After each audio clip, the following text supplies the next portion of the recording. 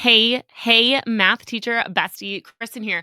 And if your students are already mentally checking out, between football games, spirit weeks, Halloween candy coma, or just plain winter break countdown, I have got you. In this episode today, we are diving in to real world math that students actually care about, featuring fall and winter friendly ideas that boost student engagement and make the most of this mid semester stretch. Okay. I'm going to share with you some of my favorite seasonal math project ideas, some low lift activities, and warm up prompts that keep things real, relevant, and rigorous, even when the weather or the vibes say otherwise.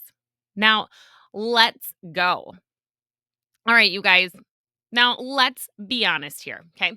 Once the back to school energy, wears off and like testing season looms in the distance with those midterms, our students start to disengage, and it is hard.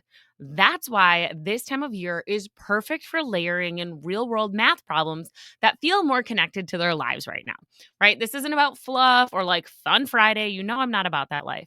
It's about using real world math to spark curiosity, build relevance, and give students a reason to care about the content that they might, otherwise just completely tune out. Okay. This is the season when student attention spans just drop and authentic context becomes your secret weapon. We're going to talk some fall and winter math project ideas that work. You and AI can make these together. So, here are some seasonal math projects that I've used, teachers I know have used, and have loved during this stretch of the school year. First up, anything football. Football stats, systems of equations, let's go, right? You can let your students compare quarterbacks or teams using any real stat data that's out there right now. They can write and solve systems to predict outcomes. They could, compare performance or like justify who their MVP picks are. This taps into sports fandom, critical thinking, and real world math applications in such a powerful way. Okay. Now, we all know Halloween is coming up, so candy. Let's talk candy cost optimization. Our students can determine the most cost effective candy bundle for trick or treaters based on, price per unit, whatever the deal is, neighborhood size, anything you want to like that. Great for ratios, unit rates, linear modeling. Sky's the limit. Next up, we've got Thanksgiving. You can talk budgeting, proportions. This is great for middle school or pre algebra. Maybe you've given them a challenge where they have to feed 10 people on a $150 budget, right? Your students could calculate serving sizes. They could talk cost proportion and deal with circular ads, unit pricing, and proportion problems. Plus, it gives them an appreciation of how much mashed potatoes actually cost. I know, right? All right, next up, we've got Winter Olympics math. Winter Olympics are coming up in 2026. So use those Olympic events to explore data, parabolas, right? Like the ski jump or geometry, the angle of elevation in our bobsled tracks. Anybody, right? Like Cool Runnings Jamaican bobsled team. This one screams math PBL with built in global relevance.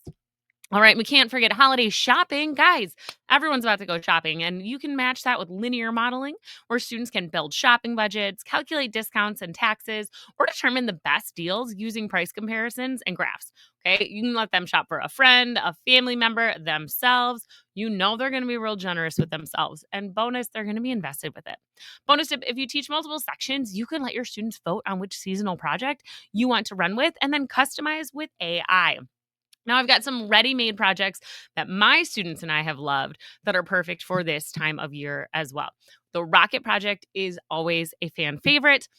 We love to build them and launch them all in one day. Try to sneak it in on a beautiful sunny day like today. I know I've done it on cold and windy days, and it's just not quite as fun to get soaked. So careful with that. If you're not working on quads, you can bring in the election project anytime in November. Always a good one to come back to. Or you can celebrate winter holidays with the Holidays Around the World project, which is perfect for middle school or Algebra 1 classrooms. My students have loved getting to know the different holidays that are happening there. Now, we want to make sure we're keeping it simple because I know you and I are both exhausted. So, friend, if you are tired, I feel you, but real world math doesn't always have to mean a full blown project. Here are 3 ways to keep it simple. You could swap one word problem for a seasonal scenario. Okay. So instead of, Tim buys X amount of oranges, try like Kayla's team is planning the Friendsgiving potluck. Okay. Use a seasonal warm up prompt to get that feel in there. How many candy bars could you get for $10? What assumptions are you making? Things like that, where you're tying into exactly what's happening in their world right now, or doing a mini project instead of a full project. So, like, break the holiday budget or Thanksgiving planner into 1 to 2 day activities where you keep the engagement going without the burnout. All right, you guys, here is your challenge for this week. I want you to pick just one seasonal hook, just one, and try it with your next unit. Whether it's football, Friendsgiving, or Olympic level math awesomeness, real world context keeps your students focused and connected, especially when the energy starts to dip.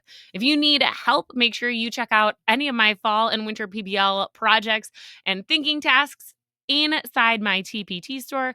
And if you've got a favorite fall math activity, I'd love to hear it. Text it to me right here on the show or come share it in our Facebook group where we're going to build up a bank of seasonal go-tos together. All right, you guys, until next time, keep it real and of course, keep it seasonal. Happy fall, friends.